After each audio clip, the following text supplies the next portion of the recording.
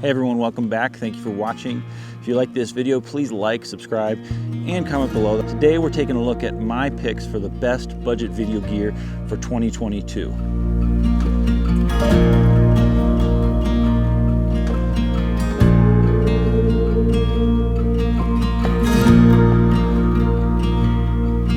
Now this is stuff that I've personally been able to test this past year. It's stuff that's actually been released this past year. Not going to be released, but definitely has been released in 2021. I've gotten a chance to try it all out. And these are my top picks for a budget video rig for this coming year. And I think you're gonna like a lot of these pieces. So I decided to go ahead and start building out a new compact mirrorless rig with my Sony a7R III. You guys know that I've been shooting a lot with the a7R III as well as the Blackmagic 6K. And I love both of them. Even this camera, which is like 5 years old, is still an amazing camera.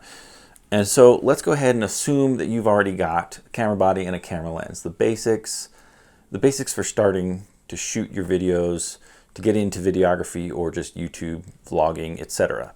So with that assumption, we're gonna go ahead and build this out. So all of the pieces that I've selected are ones that are gonna supplement your camera. It's definitely not necessary to get these things, but because you're getting into it, you want to get into it more, you want to invest a little bit of money, I think these are the best pieces for your money, and I think you're going to be really happy with them if you choose to go this route and build out your small rig. So let's start with the coolest looking one, the matte box. So I went with the Tilta. It's Tilta, but they call it the Tilta-ing or whatever, Tilta. It's the Tilta mini matte box with a carbon fiber French flag. The reason I went with this over something like the small rig or the Polar Pro, for the money, I think this is probably the best choice. It's a very lightweight plastic build. You've got your 4 by 5.65 filter insert already built in. You don't need to drop a tray in. You don't need to put your filter in a tray and then put your tray into the matte box. That is very nice, but for the most of us, we're only going to be using one filter. We can just slide that in and slide that out. I like that there's no extra pieces that you have to deal with this particular matte box. And then you have this nice detachable French flag made out of carbon fiber. Really, really nice to be able to take that off when needed. Along with that, you have 2 cold shoe mounts here on the top. You could mount a microphone here, or whatever, you know, a cold shoe mount swivel arm like for your monitor. You could mount that there. Anything with a cold shoe, of course. So that's a really nice option as well. There are 1/4 mounts on top as well. So if you wanted to put a friction arm there with a monitor, that would definitely make it kind of front heavy, and it already is kind of front heavy, this rig, but you could definitely use that. And it's a really nice quality build, and for about 80 bucks you get everything that you need, and it looks cool. But most of you might be asking, why do you even need a matte box? Sure, it looks cool. It definitely looks cool. Beyond looking cool and having the filter tray, which are both valid reasons. I mean, I definitely bought my first matte box because it looked cool. But the main reason for this is to block any light coming into the lens from any other angles apart from straight on. So if you're like me and you shoot outdoors a lot, you shoot a lot of landscape, there's so much light coming into your lens and hitting the sensor, and you want to minimize that amount of light coming in. The main reason for a matte box is minimizing the amount of light coming into the lens so that your image looks really sharp, really clean, and you can actually work with it in post. When you get your matte box, it comes with a nice little arm that will attach to 15mm rails, as well as a nice little 15mm rod that can attach a follows focus. It also comes with several sized filter lens threaded adapters. So you put the adapter on your lens in the filter ring, and then this clamps on to that adapter. Really great design and a great price point. Highly recommend this matte box. Before I go any further, links will be in the description below to all of the items in this setup, as well as all the gear that I am using here in my studio. Thank you for watching. If you do like this content, please like, comment, and subscribe.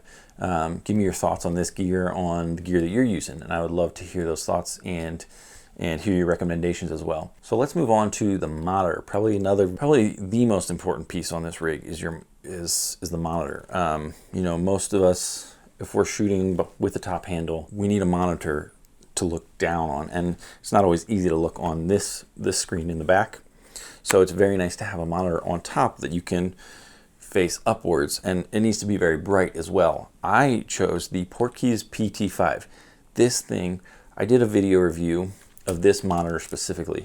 I'll put a link up here to that so you can check it out in detail, but this thing is just amazing. Of course, it's got your Canon battery mount, your Sony battery mount, all in one spot.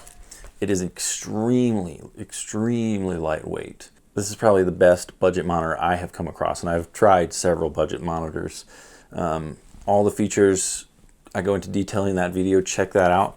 But for $180, I believe it's $180, this monitor is probably the best budget monitor you're gonna find. Portkeys PT5 monitor. Now, next thing, I've mounted that on this small rig cold shoe mount top handle. This is just, it's a very simple handle. I have several handles actually that I've used. I like a lot of them. Some of them I don't like as much. I went with this one because you've got so many different mounts. You've got the quarter 20 mount, and then the larger. Because you've got so many different mounting options. As well as your quarter 20 mounts, you've got cold shoe mounts, 2 on front, 2 on back, to mount extra cold shoe. That's not just to mount to your camera.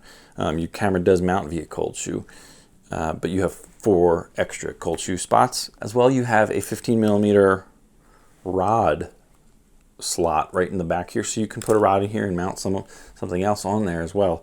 You could mount your monitor on that. You could mount, name it, put your accessories there. That's really cool. And I want to say it was 35 bucks for this really solid anodized steel handle. Great piece of gear. Next up, we have the Rode Wireless Go 2. Most of you already know that this is the newest edition of the Rode Wireless Go microphone. The original had 1 receiver and 1 transmitter. This now has 2 transmitters with a receiver that splits the stereo signal left and right for each transmitter. This is a brilliant piece of gear. Now, this is a little more expensive than the original, of course. There are many other options available as well. I've done some reviews on those and how they stack up to this. Many of them are not via Bluetooth. Many of them are radio frequency systems, and they just don't come close to the quality that this Rode Wireless Go 2 offers. I think for the money, this is a brilliant system, especially if you're doing documentary style, a lot of interview content, anything where you have 2 people on camera. I've also done a very detailed review on this mic, and I'll put another link up here to that video. You can see more of the specifics. But for about 300 bucks, the original Rode Wireless Go first generation is also a great value at about $200. If you're looking for a complete microphone solution, the Rode systems are awesome. Now we come to our lights, and again, I did another video review on these guys, and let me tell you, yes, buy one. This is the Sandmark Pro Light RGB. Now they have 4 different models of their new Pro Light line. There's the Pro Light Mini RGB, there's the Pro Light Mini Bicolor, there's the Pro Light Standard RGB, and Pro Light Standard Bicolor. Anywhere from $70 to $130, you can pick up one of these lights. I mean, really solid construction, excellent features, excellent capabilities as well. They're really stinking bright. You can see some of this footage I shot out in the woods. Excellent little white light. It's really lightweight. Comes with a diffuser and a nice little pouch somewhere. Throw it in your bag. It's not even gonna, you don't have to worry about throwing this thing around. It will last a long time. Pick one up, like I said, anywhere between $70 to $130 for an excellent quality light. The Sandmark Pro Light. And finally, an honorable mention is the Sandmark anamorphic lens for iPhone. This one I didn't buy.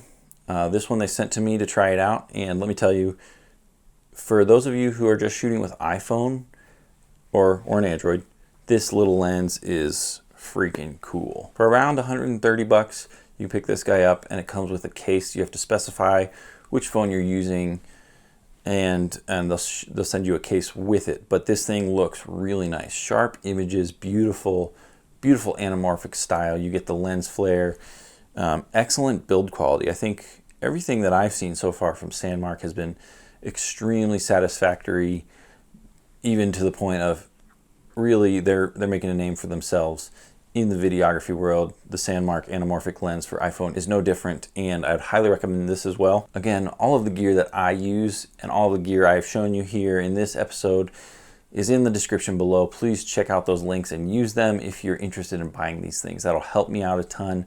Thank you for watching, and I'll see you next time.